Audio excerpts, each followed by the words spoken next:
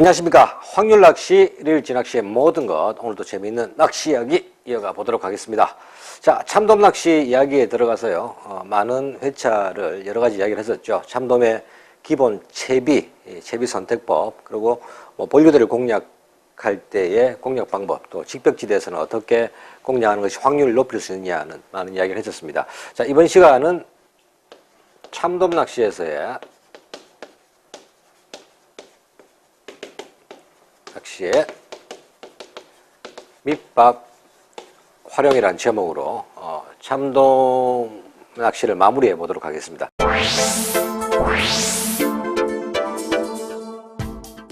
자, 참돔 낚시 하면 제일 먼저 떠오르는 게 우리가 갯바위 찌낚시로 행해지는 대상 어종 중에서 밑밥의 양을 가장 많이 소모하는 그런 낚시라고 할 수 있겠는데요. 저 같은 경우 본류대가 콸콸콸콸 흘러가서 100m, 200m까지 채비를 흘려서 낚시를 하는 그런 포인트 환경에서는 오전 낚시, 6시간 한물대 낚시에 많게는 한 판에 16개가 들었죠. 한 박스에. 두 박스를 다 사용할 때도 있을 정도로 참돔 낚시는 정말 많은 밑밥 소요량이 들어갑니다. 자, 또 참돔 낚시의 밑밥을 준비하는데 특이사항이라고 한다면 일반적으로 우리 감성돔 낚시 같은 경우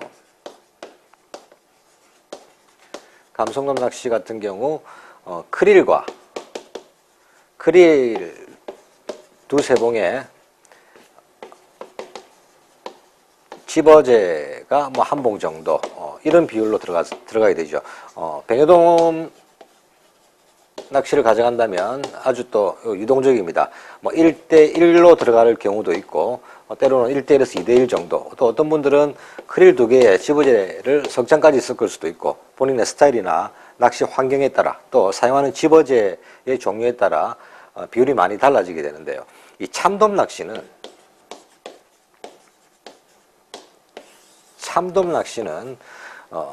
참돔 낚시에서 사용하는 이 집어제라고 하는 것은 직접적인 고기의 집어 효과보다는 밑밥으로 들어가는 크릴을 투척하기 위한 보조제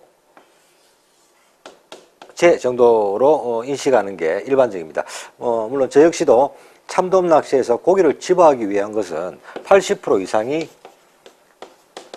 크릴이 될 것이고, 이 집어제를 한두 봉 섞는 것은 물론 바로 발 밑에 들어갈 때는 집어제 없어도 충분하지만 포인트에 따라 조금 차이가 있을 수 있기 때문에 투척할 정도의 찰지게 만들기 위해서 집어제를 섞는다고 생각하는 게 맞는데요.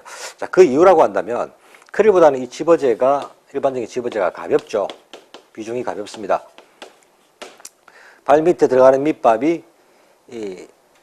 제 채비를 100m까지 멀리 흘린다고 그래서 무거운 채비도 100m까지는 금방 흘러가 버리는데 본류대에 불불 끓어오르는 조류에서 이 가벼운 집어제가 발 밑에 떨어진다면 자칫 잘못한다면 오히려 가까이 들어와 있는 고기도 밑밥 향을 따라서 멀리까지 흘러갈 수도 있기 때문에 집어제보다는 비중이 조금 있는 크릴의 양을 많이 섞게 됩니다. 자, 제 같은 경우를 참고로 한다면요, 저는 밑밥통, 우리 40리터짜리 밑밥통에 1차로 밑밥을 준비하는 게 한 8개에서 9개 정도의 크릴 플러스 집어제는 한 2봉 정도, 크릴 8, 9개, 집어제 한 2봉 정도라서 적당하게 크릴의 형태가 가급적 부서지지 않게 밑밥을 준비해서 낚시를 하다가 모자라게 되면 여벌로 준비해왔던 걸 다시 넣고 나는데요. 자, 이렇게 준비를 했을 때 강한 본류대에서도 어느 정도 거리가 흘러가면 밑밥이 크릴이 중하층까지 내려갈 수 있는 환경을 만들어 주기 때문입니다. 자, 이렇게 참돔 낚시에서 밑밥 준비가 되고 나면 밤낚시가 아니라면 거의 참돔 밑밥을 사용하는 참돔 낙낚시에서는 크릴을 주 미끼로 사용을 하게 되죠. 저 역시 크릴 미끼를 90% 이상 사용을 하게 되는데, 낮낚시에서는요, 참돔 낚시 대부분 강한 본류대에서 이루어지기 때문에 일반적으로 밑밥으로 사용하는 크릴 중에 아주 실하고 사이즈로 본다면 라지 이상, 라지 2라지 정도의 큰 미끼를 사용하는 게 맞지만 여벌로 분명히 깐새우 한 봉씩은 주머니에 꼭 갖고 다니는 게 참돔 낚시에서는 아주 효과적으로 사용할 수가 있습니다. 자, 참돔 낚시가 이루어지는 계절은 대부분 수온이 잡어들이 끓기 시작하는 높은 수온에 이루어지죠. 따라서 본류대가 세게 흐르기 때문에 밑밥이 자꾸 들어갈 때 발밑에는 밑밥에 잡어들이 막 반응을 하는데 조금 흘러가면 괜찮은 것 같은 경우가 있습니다. 시각상으로는 그렇게 보이죠. 하지만 밑밥이 흘러가면서 어느 거리까지는 잡어가 같이 딸려 나가게 되는데요. 그럴 경우 뭐 낚시 바늘에 2마리, 3마리의 크리를 꼽았다 하더라도 뭐 불과 한 20-30m만 나가버리면 그 안에서 미끼를 다 잡어에게 뜯길 가능성이 높습니다. 자, 그럴 경우 100m, 200m를 빈 바늘만 흘리게 되는 우려를 범할 수 있는데요. 따라서 낚시를 하시다가 야 이게 잡어가 너무 많아, 분명히 나가면서 입질을 받을 확률이 높은 지점까지 가기 전에 바늘에 달린 미끼가 다 뜯기고 있다고 판단을 하신다면 깐새우를, 준비해간 깐새우를 잡어의 양에 따라서 한 개 내지는 요 바늘이 묶이는 부분, 요 묶이는 부분까지 깐새우를 끌어올려서 한 개 내지는 2개의 깐새우로서 많은 잡어들 성화를 이겨서 포인트까지 흘러갈 수 있는 그런 환경을 만들 수 있습니다. 따라서 크릴 밑밥으로 집어를 하면서 크릴 미끼를 사용할 때는 시즌이 되면 잡어의 상황에 따라서 깐새우 한 봉 정도만 챙겨 가신다면 이러한 밑밥 준비와 미끼로 참돔을 공략하시는데 전혀 무리가 없을 것으로 생각합니다.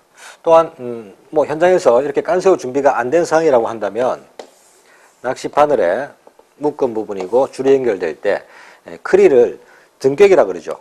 뒤집어서 크릴이 이렇게 휘어 있는데 그걸 거꾸로 끼는 겁니다. 다리가 밖으로 나오게 이렇게 끼게 되는 건데 뒤집어 끼면서 한 서너 마리 정도, 자 크릴도 잘 손으로 잡아서 부서지지 않게 잘 끼게 되면 요 묶은 부분에 이렇게 줄 짜투리가 나오죠. 짜투리 줄을 위로 꺾어 올린 다음에 크릴을 통과시킨다는 생각으로 이렇게 위로 올려서 한 마리, 요 묶은 부분에 한 마리 정도, 또 마지막 한 마리는 이쁘게 바늘에 끼는 서너 마리를 끼워서 최대한 잡어에 견딜 수 있도록 한다면은 뭐 먼 거리까지도 충분히 참돔을 공략할 수 있는 그런 상황을 만들 수가 있을 겁니다.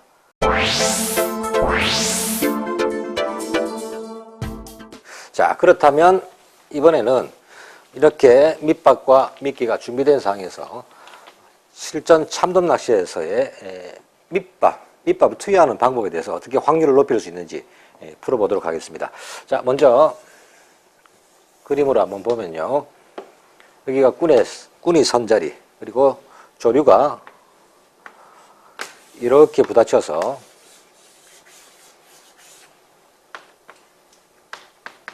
본류대가 형성되고 있고, 여기는 조경지대가 아주까지 멀리까지 형성되겠죠.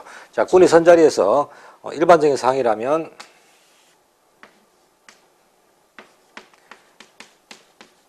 지류권이 서서히 이렇게 말려 들어가는 상황이 될 겁니다. 자, 발밑에 꾸니 캐스팅을 해서 채비를 던지게 된다면 이 채비는 이 조경지대를 따라서 아주 멀리까지 흘러가는 상황이죠.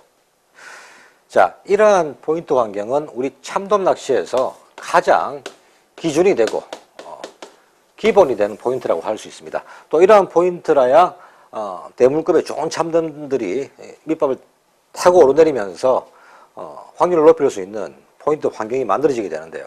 자, 이런 좋은 환경에서 이 밑밥을 어떻게 주는가에 따라서 좋은 환경을 오히려 나쁜 환경으로 바꿀 수도 있게 되는데요. 그게 바로 이 밑밥의 활용에 따라 환경을 완전히 변해버리게 되는 것이죠.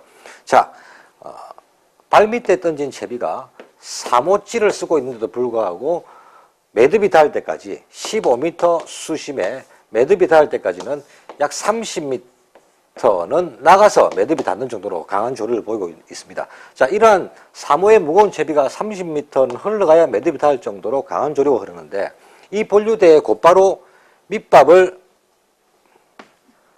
발밑이라고 해서 본류대에 바로 밑밥을 떨어뜨리게 되면 이 밑밥은 글쎄요, 이 정도의 조류 세기라면 제가 판단할 때는 이 밑밥은 약 100m는 가야 중하층으로 내려가지 않을까 하는 생각입니다.